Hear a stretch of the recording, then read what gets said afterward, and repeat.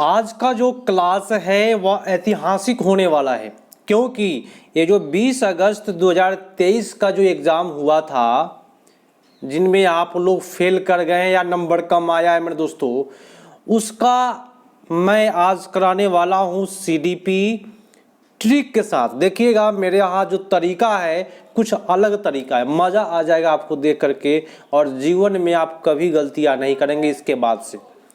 भाई कैसे गलतियाँ हुआ है मैं बताऊंगा दोस्तों। एक एक चीज़ को तोड़ तोड़ के ऑपरेशन करेंगे। जो 20 अगस्त का एग्जाम हुआ है उसका सीडीपी कराएंगे, मैथ पेडागोजी कराएंगे, ईवीएस पेडागोजी कराएंगे, हिंदी पेडागोजी कराएंगे, संस्कृत पेडागोजी कराएंगे दोस्तों।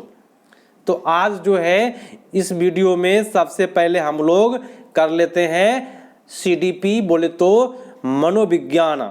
ठीक है, देखिएगा मज़ा आने वाला है, क्लास आपको बहुत मज़ेदार लगेगा मेरा क्लास। चलिए शुरू करते हैं। हिंदी मीडियम कर लेते हैं तो बेटर होगा, क्योंकि अधिकांश जो है वह हिंदी मीडियम, अंग्रेजी मीडियम आप लोग देख लीजिएगा, आपके पास पेपर होगा ही। ठीक है, चलिए शुरू करते हैं धमाकेदार तरीका से। और सीखिएगा, मैं आपको बार बार बोल रहा हूं, यदि मेरे चैनल पर आप नए हैं तो सब्सक्राइब करके एक बार बेल आइकन क्लिक कर लीजिए। एग्ज़ाम तक मैं आपको ऐसे सहयोग करूंगा जिससे कि आप सीटेट में जीवन में कभी फेल नहीं करेंगे। लेकिन आपको ध्यान देना पड़ेगा कि हम कैसे सोल्व करते हैं। देखिएगा मज़ा आ जाएगा। प्रश्न कहता है कि निम्नलिखित में कौन सा एक ऐसे प्रश्न का उदाहरण है जिनमें विद्यार्थियों की अपनी सोच पर विचार करने की आवश्यकता होती है। माने आपके सोच पर विचार करने का आवश्यकता कौन ऐसा प्रश्न पर होगा। देखिए फर्स्ट बोला, आप क्रिया को वर्तमान काल में कैसे बदले। मेरे दोस्तों मेरी बात समझिएगा, यहां बोला क्रिया और यहां बोला वर्तमान काल, ये दोनों हुआ व्याकरण का बात। तो व्याकरण वाला प्रश्न से सोच विचार प्रक्रिया के लिए आवश्यक नहीं है मेरे दोस्तों, समझ गए। तो व्याकरण वाला कोई भी पाठ मारना ही नहीं है। सबसे पहली बात मैं आपको बता रहा हूं, यहां बोला कि संज्ञा और क्रिया के बीच में संबंध बताना, ये भी व्याकरण का ही पाठ है। ठीक है, और यहां बोल रहा है परिभाषा क्या है क्रिया का, ये भी व्याकरण का ही पाठ है। क्या चीज का पूछ रहा है, तो क्रिया का परिभाषा पूछ रहा है।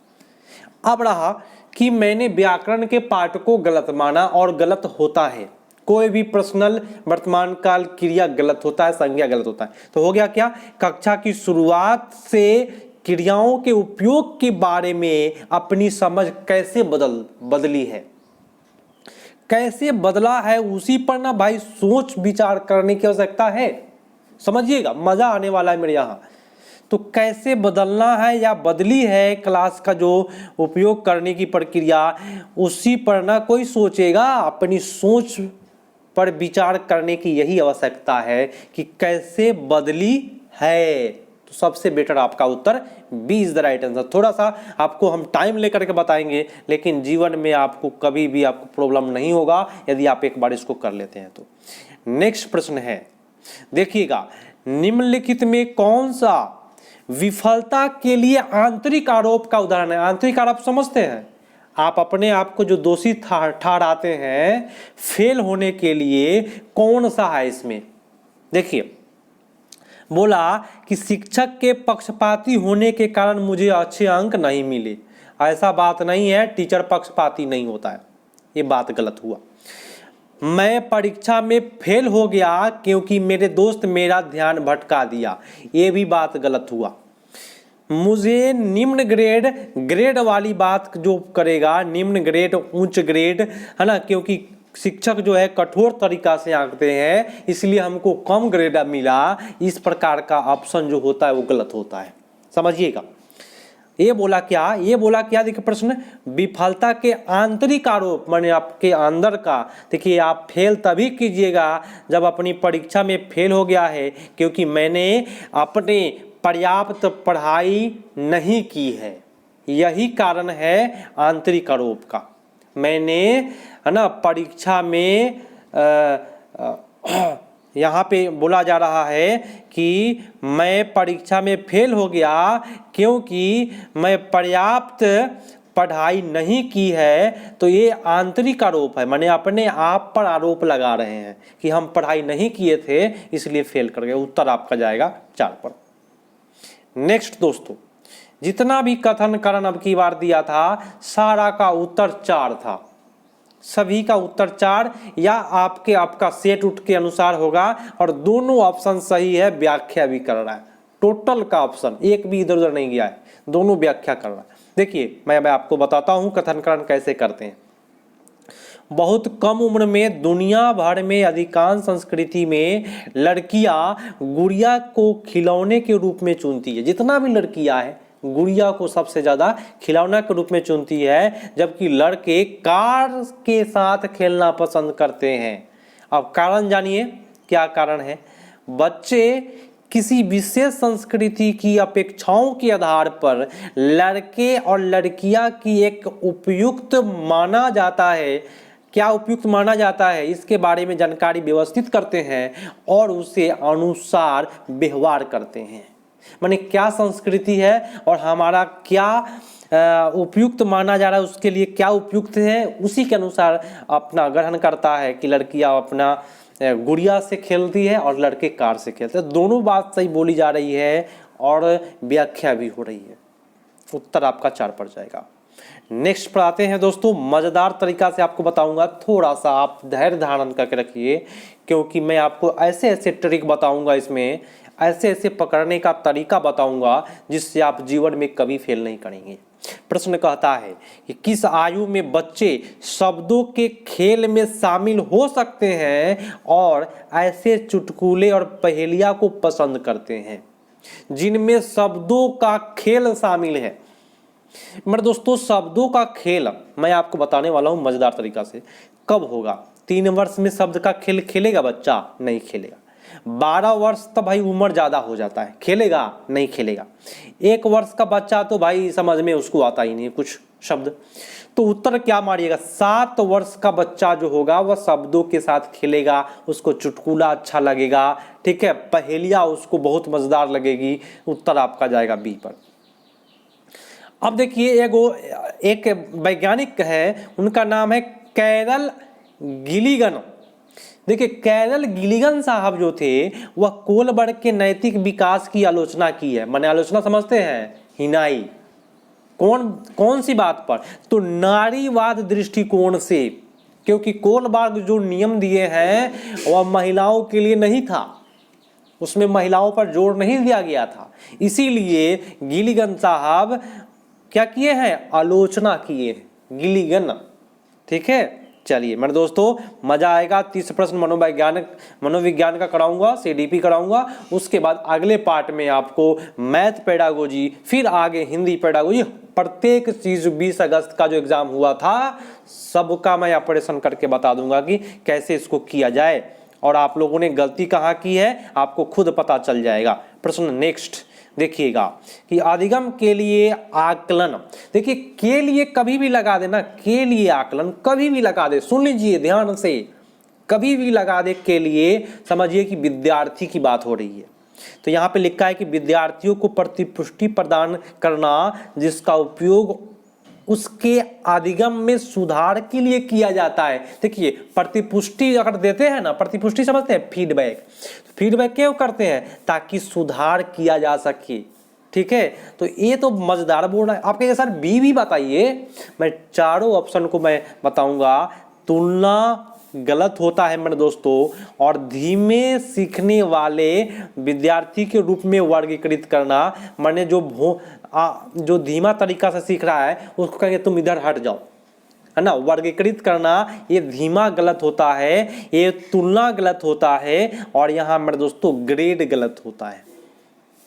ठीक है, तो मैं आपको जो बताऊंगा, मैं आपको बार बार बोल रहा हूँ, मेरे चैनल से यदि आप नए हैं तो जुड़ जाइए, आपको मैं पास कराऊंगा सीटेट। देखिए नेक्स्ट प्रश्न है कि शैशवावस्था में समाजीकरण की डैश संस्थाएं हैं। देखिए शैशवावस्था बोले तो 0 से 2 वर्ष की अवस्था, तो उस समय में क्या होता है? बच्चा घर में रहता है। कहाँ रहता है? 0 से 2 वर्ष में घर में। और समाजीकरण की घर क्या हो जाएगा? परिवार क्या हो जाएगा? प्राथमिक संस्था हो जाएगा शैशवावस्था में, जबकि प्रारंभिक बालावस्था 2 से लेकर के 3 से लेकर के 6 वर्ष होता है। इसमें बच्चा स्कूल जाना शुरू यहाँ 6 वर्ष से करता है या स्कूल, तो उसको क्या चाहिए, समाजीकरण की माध्यमिक संस्थाएं भी महत्वपूर्ण हो जाती है। याद हुआ? मैं आपको फिर से बताता हूँ, शैशवावस्था क्या होता है, प्राथमिककरण, समाजीकरण का क्या है, प्राथमिक कारक। और प्रारंभिक बालावस्था में क्या चाहिए, तो माध्यमिक है ना, संस्थाएं भी महत्वपूर्ण हो जाता है, क्योंकि उसको शिक्षा चाहिए। समझिएगा तो बहुत अच्छा लगेगा प्रश्न आपको।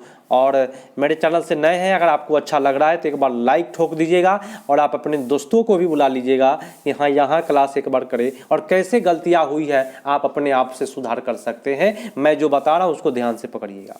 डिस्ग्राफिया, ये ग्राफिया का ना, ग्राफिया से क्या बना, ग्राफ। और ग्राफ पर क्या करते हैं आप लोग, लिखते हैं, मैथ बनाते हैं। तो कथी से बनाते हैं, कलम से, तो लिखना, ठीक है। तो एक तंत्रीय विकार है जिसकी विशेषता अक्षरों और उसकी आकार के बनाने में कठिनाई, अक्षर आकार बनाना बोले तो क्या, लिखने में कठिनाई। तो आपका सबसे बेटर उत्तर ए पड़ जाएगा। कोई परेशानी हो तो आप बोल सकते हैं भाई, कमेंट कर सकते हैं। चलिए नेक्स्ट पर आते हैं, थोड़ा सा वेट करें आप और आपको अच्छा लगेगा क्लास। चलिए नेक्स्ट प्रश्न है, इसका भी ऑपरेशन कर देते हैं भाई। कहता है प्रतिभावान बच्चे को शिक्षित करने का उपागम जो उन्हें असमान रूप से तीव्र गति से पठचर्या के माध्यम से आगे बढ़ाता है, क्या कहलाता है, तो तीव्र गति से, इसी में छुपा हुआ है, तीव्र गति से पठचर्या को आगे बढ़ाएगा तो उसको कहेंगे गतिवर्धन। तीव्र गति, यहाँ लिखा हुआ तीव्र गति, तो यहाँ होगा क्या, गतिवर्धन। मेरे दोस्तों आपका उत्तर ए पड़ जाएगा। विसर्जन तो भाई मूर्ति का होता है ना। विभेदित निर्देशन, ये है ना अलग अलग निर्देशन, ये निर्देशन ही गलत होता है मेरे दोस्तों। और संवर्धन माने होता है वृद्धि, और संवर्धन जो आता है वह मैथ पेडागोजी के लिए आता है। समझिएगा बात को, पकड़िएगा, मजा आएगा आपको। नेक्स्ट प्रश्न कहता है कि शिक्षक जो समावेशी कक्षाओं की दिशा में काम कर रहे हैं उन्हें चाहिए कि क्या चाहिए, 4 गो दिया हुआ है, इसमें बता दीजिए कि क्या क्या चाहिए। तो पठचर्या में अनुकूलन करें, बहुत अच्छी बात है, अनुकूलन तो बहुत बेटर बात है। अनुकूलन समझते हैं, अपने आप को उस पर्यावरण में ढाल लेना, अनुकूलन कहलाता है। विविध दृष्टिकोण शामिल करें, बहुत मजेदार है। अपने स्वयं के अंतर्निहित पूर्वाग्रहों की जांच करें, अपना भी जांच करिए कि आप कितने औकात में, इतने पानी में हैं भाई, ठीक है। विविधता को एक बाधा के रूप में, एक बाधा यहाँ गलत है, तो उत्तर आपका क्या, 1 2 3, ठीक है। जहां मिल जाए मार दीजिए 1 2 3, पकड़िएगा, मजा आने वाला है। और कभी भी ये ऑनलाइन वर्ड स्टडी चैनल है मेरे दोस्तों, अगर यहाँ से अगर अच्छे तरीका से अगर करके जाते हैं और रेगुलर करते हैं, रेगुलर 8 बजे चल रही है क्लास रात्रि को, तो दिक्कत कभी भी नहीं होगा। प्रश्न कहता है कि हार्वर्ड गार्डनर के अनुसार एक दर्शन शास्त्री के पास, दर्शन शास्त्री जो भी होता है ना मेरे दोस्तों, वह अपने बारे में अच्छे तरीका से जानता है, ठीक है। तो दर्शन और अपने बारे में क्या होता है, अंतः वैयक्तिक बुद्धि। और मूर्तिकार के पास कैसा बुद्धि होता है, स्थानिक बुद्धि। और स्थानीय को क्या कहते हैं, दिक् स्थान, ठीक है। उत्तर आपका चला जाएगा, दर्शन शास्त्री के पास अंतः वैयक्तिक और मूर्तिकार के पास दिक् स्थानिक, बोले तो स्थानिक बुद्धि, ठीक है। नेक्स्ट बात, चलिए मजेदार तरीका से आप लोग करते चलिए। निम्नलिखित में से अधिगम का प्राथमिक लक्ष्य कौन सा होना चाहिए, प्रथम लक्ष्य क्या होना चाहिए। देखिए प्रतिस्पर्धा तो कभी होगा नहीं, ठीक है। समालोचनात्मक, ये जो वर्ड है मेरे दोस्तों सुनिएगा, मेरे यहाँ यही मिलेगा आपको ट्रिक। ये समालोचनात्मक, आलोचनात्मक, ये जो वर्ड है ये सबसे मजेदार वर्ड होता है सीटेट के लिए। समालोचनात्मक चिंतन की विकास बहुत मजेदार चीज है, और रटना आपका गलत होता है मेरे दोस्तों, यंत्रवत याद करना आपका गलत होता है। सबसे बेटर आपका उत्तर जाएगा 2 नंबर पर। अगला, विद्यार्थियों की सीखने की शैली में विविधता, ध्यान, एक सेकेंड, हाँ, शैलियों में विविधता। भाई विविधता जो होती है क्यों है मेरे दोस्तों, मेरी बात ध्यान से समझिएगा। विविधता को कभी भी साधन के रूप में देखना चाहिए, संसाधन, संसाधन के रूप में देखा जाता है। और मेरे दोस्तों विविधता को क्या करना है, जब संसाधन है तो उसको क्लास में महत्व देना चाहिए। यहाँ लिखा है कि शिक्षण अधिगम प्रक्रिया के दौरान ध्यान नहीं देना रखा जाना चाहिए, ये गलत हो गया। विविधता बहुत बेटर चीज होता है दोस्तों, को शिक्षण अधिगम प्रक्रिया में बाधा और अवरोधक के रूप में देखना, ये भी नेगेटिव बात बोला। को महत्व दिया जाना चाहिए और मानव विविधता के प्रति प्रतिबिंब के रूप में देखा जाना चाहिए, बहुत बेटर है। ये जो प्रतिबिंब जो वर्ड है ये मजेदार होता है और सीटेट में अधिकांश सही जाता है। की उपेक्षा की जानी चाहिए, ये उपेक्षा जो होता है आपका गलत होता है मेरे दोस्तों, मेरे प्यारे साथियों।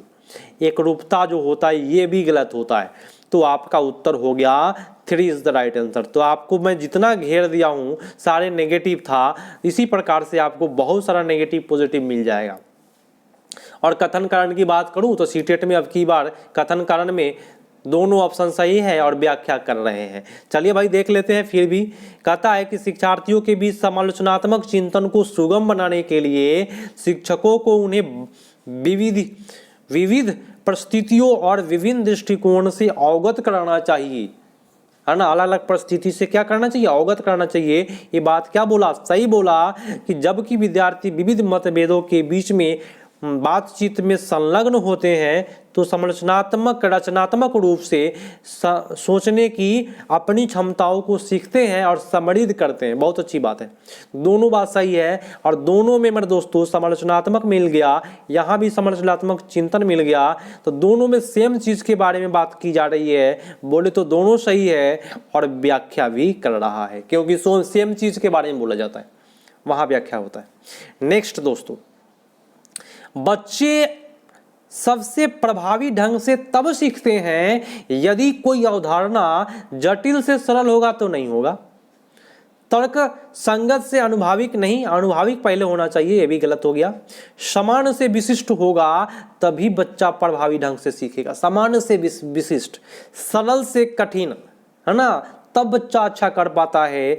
अमूर्त से अमूर्त नहीं, मूर्त से अमूर्त होता तो बेटर होता, इसलिए आपका उत्तर जाएगा 3 पर। नेक्स्ट पाजिए, एक सेकेंड मेरे दोस्तों, हाँ 15 के बाद 16 पाइए। प्रश्न कहता है कि वाइगोस्की के अनुसार, देखिए वाइगोस्की साहब एक ऐसे वैज्ञानिक है जिसमें बहुत कम लोग गलती करते हैं, लेकिन कितने लोग फटाक से वाइगोस्की देखे होंगे, मार देंगे होंगे। सामाजिक, और सामाजिक इसमें लिख रहा है क्या, अलगाव। अलगाव गलत होता है मेरे दोस्तों, मान्यकृत आपका नेगेटिव वर्ड है। और मूर्त जो पुरस्कार है, पुरस्कार कभी भी सही नहीं होता है, तो इस प्रकार से भी नेगेटिव पॉजिटिव से छांट सकते थे। तो वाइगोस्की के अनुसार बच्चे जो होते हैं वह सहकर्मी सहयोग, सहकर्मी सहयोग समझते हैं आप लोग, समझ रहे हैं सहकर्मी, सहकर्मी माने आपके साथी, और आपके साथी कहाँ होते हैं, समाज में होते हैं ना। और समाज कहाँ है, तो आपका घर के अगल बगल में और विद्यालय में। तो सहकर्मी सहयोग क्या हो जाएगा, वाइगोस्की का हो जाएगा। ठीक है, सबसे बेटर आपका उत्तर 4 पड़ जाएगा। नेक्स्ट कहता है फिर से वाइगोस्की। वाइगोस्की साहब कह रहे हैं कि वाइगोस्की के सिद्धांत के अनुसार आंतरिक वाक, आंतरिक वाक समझते हैं, पहले तो वर्ड को पकड़ना सीखिए। आंतरिक वाक बोले तो क्या, आपके जो मन में जो वाक्य चल रहा है, आपके मन में जो अभी बातें चल रही, जो मैं पढ़ा रहा हूं, तो कुछ ना कुछ चल रहा होगा। तो आंतरिक वाक क्या करता है, नियंत्रित करता है दोस्तों। आपका सोच को क्या करता है, एक दिशा देता है, आपकी सोच को बढ़ाता है। तो यहाँ बोला क्या, विकासात्मक देरी का संकेत है। ये देरी जो है ये गलत बात है। आप सोच रहे हैं इसका मतलब नहीं कि आप देर कर रहे हैं। बच्चे के लिए अपनी सोच को नियंत्रित करने का एक तरीका है, बहुत अच्छी बात है। सोचता क्यों है बच्चा, आंतरिक वाक क्यों बनता है उसके मन में, तो एक तरीका है अपने आप को नियंत्रित करने का कि ये काम करे कि नहीं करे, कहीं कुछ हो जाएगा तो।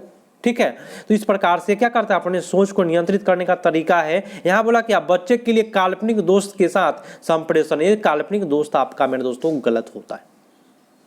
ठीक है, काल्पनिक दोस्त होता है क्या, नहीं। संज्ञानात्मक अपरिपक्वता का प्रतीक है, ये अपरिपक्वता है, इसलिए गलत है। और संज्ञानात्मक जो वर्ड है वो किनका है, तो पियाजे भाई साहब का है। ये सब तो पता होगा आप सभी को। ठीक है, तो देखिए आप लोगों ने कहाँ गलतियां किया इस बार एग्जाम में, आपको पता चल रहा होगा, क्योंकि मैं जो बता रहा हूं उस तरीका से अगर आप करते तो दिक्कत नहीं होता। क्या कहता है कि 4 वर्ष की अपर्णा कहती है कि एक बटन जिंदा है। मेरी बात सुनिएगा, बस मैं यहीं से उत्तर बता दूंगा। एक बटन जिंदा है, टेबल जिंदा है, कुर्सी जिंदा है। अगर कोई बच्चा समझ रहा है, जैसे कि एक बच्चा है रो रहा है, ठीक है, रो रहा है, उसको टेबल से चोट लग गया, टेबल को मार दीजिएगा, हाँ मार दिए, चुप हो जाओ, तो बच्चा चुप हो जाता है, समझता क्या है कि उसको मार दिया गया, मतलब उसमें प्राण है। तो कोई बच्चा समझ रहा है कि बटन जिंदा है, माने शॉर्ट का जो बटन है वह जिंदा है, तो उसके अंदर क्या है, जीववाद चिंतन की आवश्यकता है। ठीक है, वो सभी चीज को क्या समझता है, सजीव समझता है। नेक्स्ट कहता है कि निम्नलिखित में स्वलीनता, देखिए स्वलीन जो विद्यार्थी होता है वह दूसरे से बातें नहीं करता है। स्वलीन माने अपने में लीन, है ना। जो बच्चा स्वलीन होता है उसका एक और गुण है कि वह दूसरे के बात को सुनता भी नहीं है। सुनेगा नहीं तो एक एक काम को बार बार दोहराते रहेगा। ठीक है, तो आपका उत्तर होगा बार बार दोहराव और आवर्ती व्यवहार। मतलब कि आप उस किसी बच्चा को चाल कर रहे हैं, बुला रहे हैं, लेकिन वो सुन नहीं रहा है, वो मोबाइल में लगा हुआ है, उसी में लगा हुआ है, बार बार मोबाइल में लगा हुआ है, तो आपकी बात को सुनेगा नहीं, और सुनेगा नहीं तो उसके अंदर कौन सा विकार, स्वलीनता। ये प्रश्न एक ऐसा प्रश्न है जो प्रत्येक शिफ्ट में पिछला बार भी पूछा था और इस बार भी पूछा है। उत्तर आपका जाएगा ए पर। नेक्स्ट पाते हैं दोस्तों, मजेदार तरीका से कराऊंगा, कभी भी दिक्कत नहीं होने दूंगा। नेक्स्ट प्रश्न कहता है कि बच्चे, पकड़िएगा, बच्चे में समस्या समाधान कौशल को बढ़ाने के लिए निम्नलिखित में कौन सा एक प्रभावी तरीका है। देखिए क्या बढ़ाना है, समस्या समाधान का कौशल बढ़ाना है। तो सबसे बेटर तरीका क्या है, देखिए तो सबसे बेटर तरीका है कि उन्हें समस्या का तैयार समाधान उपलब्ध करा देंगे। जब समाधान कर देंगे तो भाई बच्चा क्या दिक्कत, कुछ करेगा नहीं करेगा भाई, उन्हें बुद्धि मंथन करने और सहज अनुमान लगाने की अवसर दीजिए। सबसे बेटर आपका उत्तर B is the right answer. हतोत्साहित मेरे दोस्तों गलत होता है। और उसके बाद में यहाँ बोला कठिन समस्या से बचने की बात बोल रहा है। अगर आप जीवन है तो कठिनाई भी आएगा और सरल भी आएगा, तो कठिन से क्यों बचे भाई। उत्तर आपका बी पर। नेक्स्ट बोला कथन करण का प्रश्न, देख लीजिए कौन सा सही है। कथन करण कहता है शिक्षकों को सार्थक वातावरण बनाना चाहिए जिनमें सभी बच्चे की सक्रिय भागीदारी संलग्नता हो। ये बात सही है। सभी बच्चे आंतरिक रूप से सीखने के लिए प्रेरित होते हैं और सक्षम भी होते हैं। ये भी बात सही है। ठीक है, तो मेरे दोस्तों दोनों सही जा रहा है और दोनों का उत्तर जो हो जाएगा आपका हो जाएगा ए और आर सही, और व्याख्या भी कर रहा है। नेक्स्ट, अनुभवात्मक अधिगम किस पर बल देता है। अनुभवात्मक माने अनुभव से जो भी आप अधिगम करते हैं वह किस पर बल देता है। मेरे दोस्तों, मेरे प्यारे साथियों, अगर अनुभवात्मक अधिगम की बात कभी भी करेगा तो याद रखिएगा सबसे ज़्यादा जो जोर देता है आलोचनात्मक प्रतिबिंब को महत्व देता है। और मैंने आपको ट्रिक बताया, समालोचनात्मक, आलोचनात्मक और ये प्रतिबिंब, इतना हिट वर्ड है सीटेट के लिए, ये नया तौर पर उभर रहा है वर्ड, और इस वर्ड को जब भी मिले तो उसको करके आइएगा। ठीक है, चलिए अब यहाँ आगे आपको समझा देते हैं। एक प्रक्रिया के बजाय, यहाँ बजाय जो होता है नेगेटिव होता है। अधिगम को एक उत्पाद के रूप में देखना एक गलत। बच्चे के अधिगम पर शिक्षक वाला ऑप्शन कभी भी नहीं करना है। सीखने में पुनर्बलन की भूमिका, ये पुनर्बलन की ही भूमिका केवल लेंगे तो गलत होगा। हर चीज को लेकर चलना है। तो समालोचनात्मक प्रतिबिंब को महत्व पर। ठीक है, नेक्स्ट कहता है कि निम्नलिखित में कौन सी प्रक्रिया अधिगम के दौरान योगदान नहीं देता है। माने अधिगम माने समझते हैं सीखना। अधिगम के दौरान योगदान कौन सा प्रक्रिया नहीं देता है। वैचारिकता, गैर प्रासंगिकता, हाँ मिल गया नेगेटिव प्रश्न, और गैर क्या होता है नेगेटिव होता है। तो गैर प्रासंगिकता जो होगा वह अधिगम में क्या करेगा, योगदान नहीं देगा। मान लीजिए आप सीटेट की तैयारियां कर रहे हैं और मैं आपको रेलवे का क्वेश्चन पढ़ाऊं, तो क्या हो गया, गैर हो गया ना भाई। तो ये क्या करता है, आपको सीखने में मदद नहीं करेगा और एग्जाम में फेल भी कर जाइएगा। तो मेरे दोस्तों फिर से मैं कह रहा हूँ, ये 22वां प्रश्न चल रहा है, अभी तक सब्सक्राइब नहीं किए हैं कर दीजिए, और अच्छा लग रहा है लाइक कर दीजिए और कमेंट करके बताइए कि आपको क्लास कैसा लग रहा है। आ गया कथन कारण मेरे दोस्तों। कहता है कथन कारण क्या कि शिक्षक और साथियों जैसे है अधिक जानकार अन्य लोग के साथ बातचीत और शिक्षार्थियों को उसकी समझ और कौशल विकसित करने में मदद करने के लिए आवश्यक समर्थन और मार्गदर्शन प्रदान करती है। बात सही है। टीचर क्या है? मार्गदर्शन न देता है भाई। तो क्या बोला कि सामाजिक संपर्क सीखने और विकास का एक प्रमुख घटक है। बात सही है। सामाजिक संपर्क में आपका टीचर भी आते हैं, है ना। सामाजिकरण का द्वितीय कारक आपका क्या है? विद्यालय, टीचर। तो दोनों बात सही बोला जा रहा है, और जब दोनों बात सही है तो हम क्यों नहीं इसको कर देंगे, व्याख्या भी कर रहा है। अगला वाइगोस्की, मैं इसका ट्रिक बता दूं जो जीवन में आप कभी नहीं भूलेंगे इस क्वेश्चन का ट्रिक। देखिए वाइगोस्की की बात कभी भी करेगा पहले भाषा बोलेगा। क्वेश्चन आंसर जब शुरू करेगा तो पहले भाषा लिखेगा, पहले भाषा बोलेगा, बाद में क्या बोलेगा? संज्ञानात्मक बोलेगा। तो चलिए भाई देख लेते हैं। वाइगोस्की के अनुसार भाषा विकास, संज्ञानात्मक विकास एक दूसरे से स्वतंत्र रूप से विकसित होते हैं। यहाँ गलत बोल दिया, स्वतंत्र रूप नहीं होते, एक दूसरे से जुड़ा होता है। आया बोला क्या? स्वतंत्र माने फ्री है, ये बात गलत। भाषा विकास संज्ञानात्मक विकास को सुगम बनाता है। भाषा विकास संज्ञानात्मक विकास को सुगम बनाता है, बहुत अच्छी बात है। पहले भाषा, सामाजिक कारक भाषा विकास को प्रभावित करते हैं परंतु संज्ञानात्मक विकास को नहीं, ये बात गलत हो गया। देखिए, और यह बोला कि संज्ञानात्मक विकास भाषा विकास को सुगम बनाता है, तो ये पियाजे साहब का है। देखिए मैं आपको फिर से ट्रिक बता दूं, मजा आ जाएगा आपको सुन करके। ये भाषा पहले बोला, आप बाद में संज्ञानात्मक बोलेगा, पहले भाषा बोल दे बाद में संज्ञानात्मक बोल दे तो वाइगोस्की भैया आपके आ जाएंगे। लेकिन ये पहले संज्ञानात्मक आ जाएगा बाद में भाषा आएगा तो क्या होगा? पियाजे भाई साहब चले जाएंगे। बात समझ में आ रही है ना? आएगी, ठीक है। चलिए इस ट्रिक को भाई इस्तेमाल करिएगा, कभी भी गलत नहीं होइएगा।